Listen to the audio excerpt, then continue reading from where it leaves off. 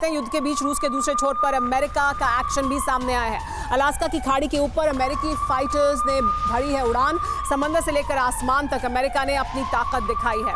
Destroyer USS काटन्सविल्बर के साथ F-22 fighters ने ड्रिल की है।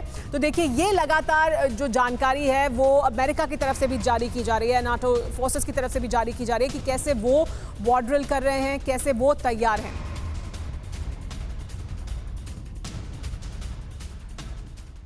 लेकिन एक और बड़ी खबर आपको बता दें, दरअसल क्यों ये कहा जा रहा है कि युद्ध का मैदान सिर्फ एक फ्रंट नहीं रहेगा, और फ्रंट खुल सकते हैं। और उसमें जो सबसे बड़ी बात है वो हो रही है ताइवान को लेकर। रूस यूक्रेन जंग के बीच ताइवान को लेकर बड़ी खबर आ रही है। ताइवान पर इसी साल हमले की योजना बना रहा है चीन, ये जानकारी मिली है। रशियन इंटेलिजेंस की लीक हुए दस्तावेज से जानकारी सामने आई है। इसी साल जिनपिंग ताइवान पर हमला करेंगे, ये कहा जा रहा है। रूस की फेडरल सिक्योरिटी सर्विस के दस्तावेज लीक हुए हैं और उनमें ये जानकारी दी गई है। उनमें ये बात की जा रही है कि कैसे इसी साल ताइवान पर चीन अटैक कर सकता है, ठीक उसी तरह का जिस तरह का अटैक यूक्रेन पर रूस ने किया है। हमारे साथ रजा फैसल साहब मौजूद है। रजा फैसल साहब, ये एक फ्रंट है जिसके बारे में लगातार चर्चा हो रही है, और रूस यूक्रेन युद्ध शुरू हुआ उसके पहले भी हम लगातार मसल फ्लेक्सिंग चीन की देखते रहे हैं ताइवान में। तो क्या चीन भी रूस की तरह आगे बढ़कर कोई बड़ा कदम उठा सकता है, जिस तरह की जानकारियां सामने आ रही हैं? देखिए, एक मीटिंग, बहुत अहम मीटिंग हुई इस साल के शुरू में, जनवरी में, जब विंटर ओलंपिक्स थे। तो उसमें प्रेसिडेंट शी की मुलाकात हुई प्रेसिडेंट पुतिन के साथ। तो उसमें बहुत सी चीज़ें उन्होंने तय की। उसमें जैसा कि आप कह रहे होंगे कि अभी ऑब्वियसली इकोनॉमी को हिट किया रशिया की, यूरोप ने, लेकिन उसके लिए रशिया पहले से तैयार था। वो कहाँ से तैयार होके गया था? वो बीजिंग से ही तैयार होके गया था।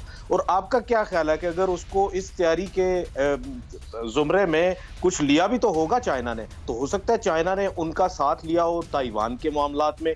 ईस्ट चाइना सी में obviously Chinese they have their own concerns. वहां पे अमेरिकन की एक्टिव ट्रूप्स मौजूद हैं, साउथ कोरिया में भी और साथ में जापान में भी। और उन दोनों पोजीशंस की वजह से चाइना इज बॉदर्ड। चाइना जो है वो ऑब्वियसली ताइवान के ऊपर कुछ ना कुछ करेगा, एंड आई थिंक कर भी सकता है। सिर्फ एक ये नहीं, बाकी मिडिल ईस्ट में भी अगर हमें कुछ नजर आता है तो हो सकता है यमन में भी सऊदी अरब कुछ करने की कोशिश करे।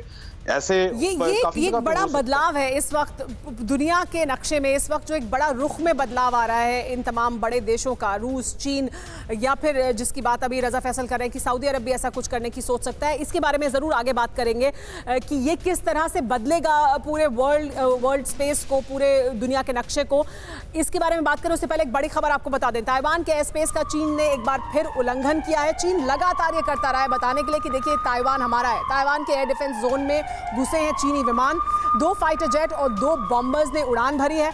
वार्निंग के बावजूद ताइवान के एयर स्पेस में घुस रहे हैं चीनी फाइटर जेट्स। लगातार चीन ये करता रहा है, और ये पहली बार चीन की तरफ से नहीं किया गया। चीन लगातार ये बताने की कोशिश करता है कि ताइवान पर उसका हक है, वो कभी भी उसके एयर स्पेस का उल्लंघन कर सकता है। चीन ताइवान युद्ध के आसार क्यों हैं, हम ऐसा क्यों कह रहे हैं, ये आपको बताते हैं। लगातार चीन की तरफ से कहा गया है कि ताइवान उसका हिस्सा है। पहला संकेत क्या है, देखिए, चीनी फाइटर जेट्स घुसे हैं, लगातार ताइवान के एयर स्पेस में घुस रहे हैं। इसके अलावा दूसरा संकेत यह है कि बाइडेन ने जिनपिंग को ताइवान से दूर रहने को कहा है। बाइडेन यानी अमेरिका की तरफ से लगातार चीन को कहा जा रहा है कि वो दूरी बनाएं, वो इस तरह का दखलंदाजी ना करें ताइवान में। और तीसरा संकेत यह कि ऑस्ट्रेलिया का दावा है कि पूरे इंडो पैसिफिक रीजन पर चीन की दरअसल नजर है, चीन की रणनीति का यह हिस्सा है।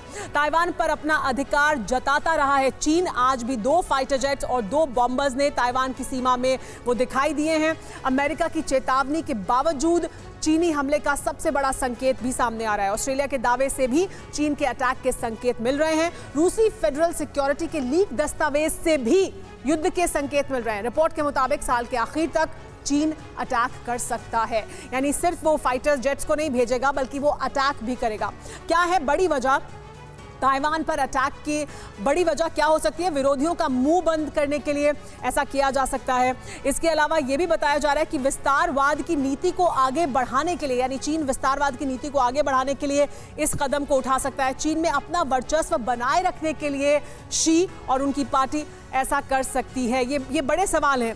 पराग जी, दूसरे विश्व युद्ध के बाद दुनिया ने ये माना था कि विस्तारवाद की नीति पर आगे नहीं बढ़ेंगे, लेकिन अब हम ये देख रहे हैं, चाहे वो रूस की दखलंदाजी यूक्रेन में हो, जिस तरह का युद्ध उन्होंने छेड़ा है, चीन जैसा लगातार कहता रहा है और करने की कोशिश भी की है उसने, और अब ताइवान के बारे में कहा जा रहा है कि इस साल के अंत तक ऐसा कर सकता है।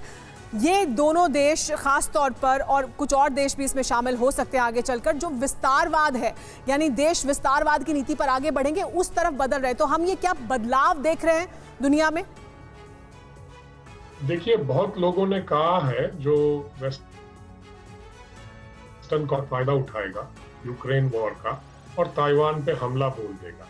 मैं नहीं मानता कि ये चीन करने वाला। अभी जो बाइडेन और प्रेसिडेंट शी के बीच में बातचीत हुई है, उसमें बाइडेन ने भी उनको बोला है कि देखिए, हम वन चाइना पॉलिसी फॉलो करते हैं, पर हम नहीं चाहते हैं कि आप किसी युद्ध में उतरे या कोई नॉन पीसफुल वे से ताइवान को हड़प ले, क्योंकि ताइवान को तो अमेरिका का एक सिक्योरिटी गारंटी है। और उधर जापान भी ने ये भी कहा है कि ताइवान को अगर जबरदस्ती लिया जाए तो वो भी मैदान में आए। तो मुझे तो नहीं लगता कि चीन इस तरह के वक्त में एक और अपनी ऊपर एक ये मुसीबत मोल लेना चाहेगा।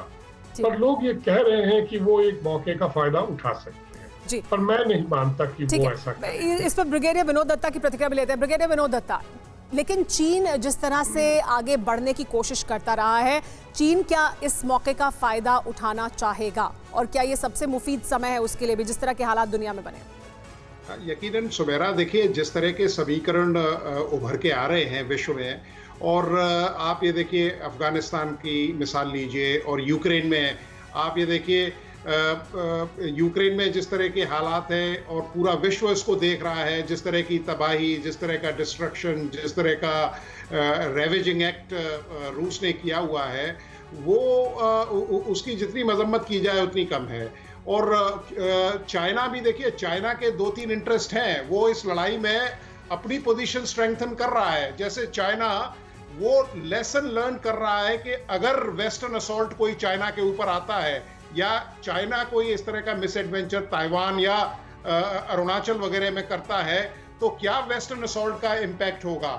दूसरी चीज, China is watching how the economic sanctions जो हैं वो अगर विश्व लगाएगा तो उसका इम्पैक्ट कैसे है। और तीसरी चीज ये है कि वो ये देख रहे हैं कि how Russia and Putin are going to survive अगर इस तरह का टेम्पलेट में चाइना उतर के आता है।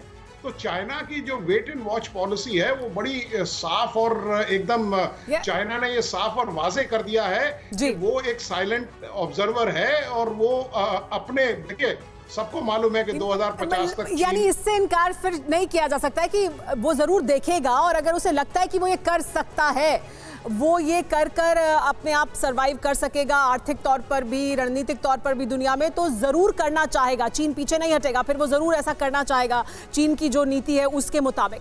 परवाह देश की, सोमवार से शुक्रवार रात 10 बजे TV9 भारतवर्ष पर।